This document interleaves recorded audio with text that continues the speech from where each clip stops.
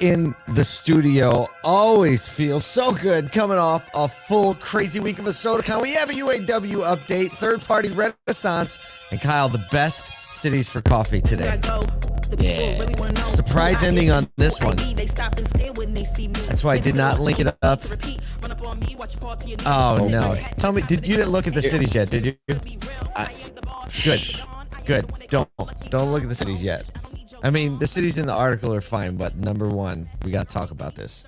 Yeah, we got to talk about that. Yo, man, we are both our voices are like rocking a full-fledged 85%. Hey, give me, hold on. We got to fix this. Give me a little jiggle on the old mic cable or something for me real quick. Cause it's like, do I sound bad? Do I sound bad?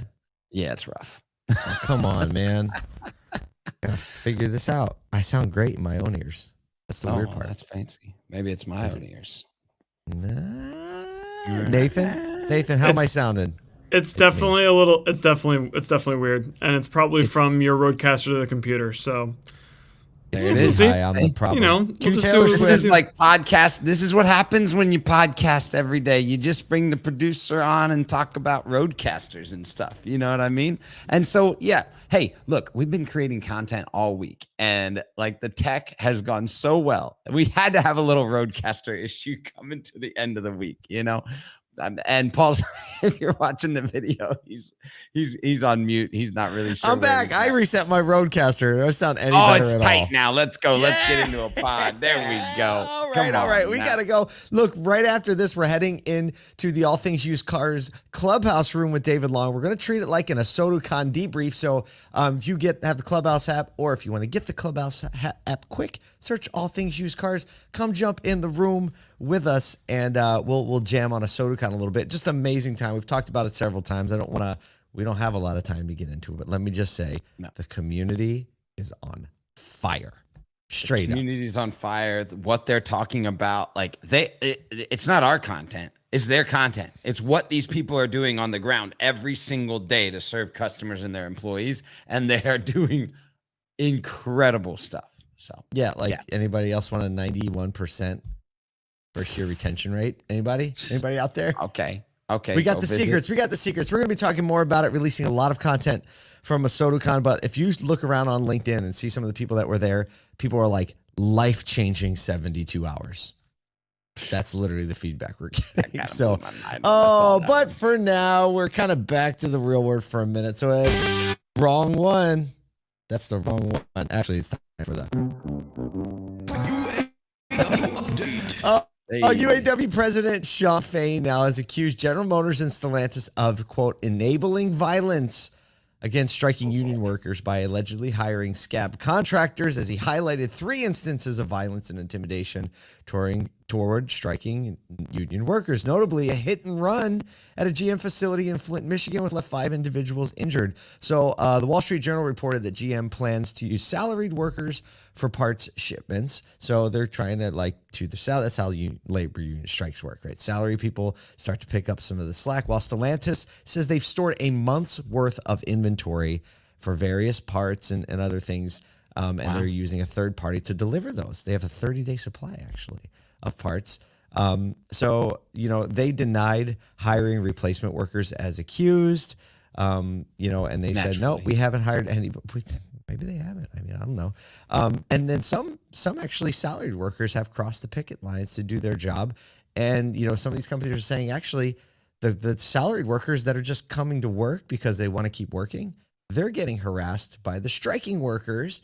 And so, GM emphasized their commitment to safety, and this hit and run was a cleaning contractor, I believe, that was having trouble getting through the picket lines because they were blocking it off. So GM's like, hey, none of that. If you can't get into work, just call us and we'll help you safely navigate that. And Shawn Fain set this morning, 10 a.m., to announce potentially some more strike locations. Wow. Here it comes. He goes, wow. I mean, daytime drama, sounds like all over the place. I can't even, it's like CSI New York meets daytime drama meets auto. It's the weirdest time. I don't understand. I know. Well, it's like kind of it's legitimately the opposite of our experience at a SodaCon. Right. It's like you come from a Soducon, everybody's collaborating, considering each other and understanding what it takes to be different and set ourselves apart as the automotive industry. And then you got UAW update, you know? Yeah, okay. All right, we're going to move on. Speaking of moving on. Stop. Segue. Time. Okay, so, as the impact is yet to be realized of the strike, a new Wall Street Journal article highlights the shifting dynamics in the retail sector, automotive, shifting from a seller's market to a buyer's market. We've been talking about this. It's cool to see. I love the perspectives of kind of automotive outsiders on what's going on inside automotive. So I think it's always kind of fun. And so basically, as inventory choice is growing, consumers being more selective, third-party sites like Car Gurus and Cars.com are showing some significant growth. So obviously now this is a major research point for consumers, these third parties. And an equity analyst at UBS reports that Cars.com is claiming about 40,000 U.S. dealerships using the site, while Car Gurus is over about 24,000 dealerships at the end of 2022. In last week's earnings call, CEO of Cars, Alex Vetter, good friend, said dealers are turning to their platform to give extended or increased exposure to the vehicles that are moving slower now that consumers have more choice. One dealer that talked to this UBS analyst said that 50% of their overall marketing budget is being spent on third-party sites. That's anecdotal. That's so anecdotal. That I don't see that as a norm. Well, here's the thing too. It was like one dealership. I was like, it could have been an independent that just doesn't have any. Could be. Right. Doesn't have a marketing team or an agency or anything like that. And that's where they list their inventory. I will say, to have the 40,000 US dealerships, obviously there's a lot of inclusion with independent dealers listed on these sites. But it stands to reason that customers are still interested in higher funnel research and shopping behavior. That's right. And I say this to people all the time. We get upset in the industry, especially as dealer retailers, about third parties and the way that we shop in the rest of the world, right? Think about just Google Flights. Google Flights is a third-party listing site. Yes. Right? But everybody uses it. Expedia, like all of your Airbnbs and VRBOs, those are third-party listing sites. And this is it's the way the world operates and the way that consumers shop. And so you want an aggregated experience. Yeah, exactly. I think there's opportunities for them, but yeah, it's always fun to see how everybody else is taking a look at it. Hey, today is National Coffee Day. I need more coffee on National Coffee Day. This is close to our heart, for sure. Go ahead. We got this Wallet Hub report. There's a ranking of the best U.S. cities for coffee lovers in 2023.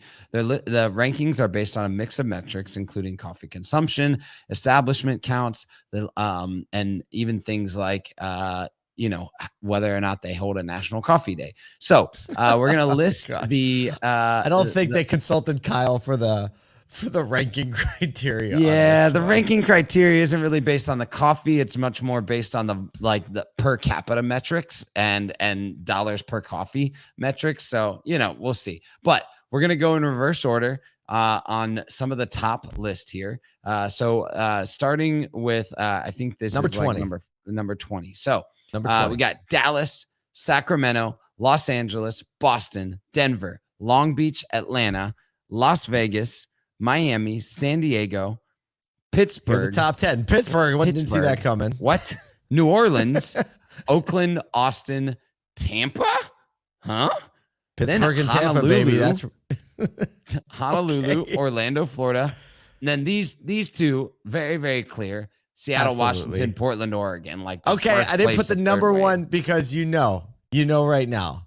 What's number one? Especially start counting airports, because there's 3 insane coffee spots in the Nashville airport.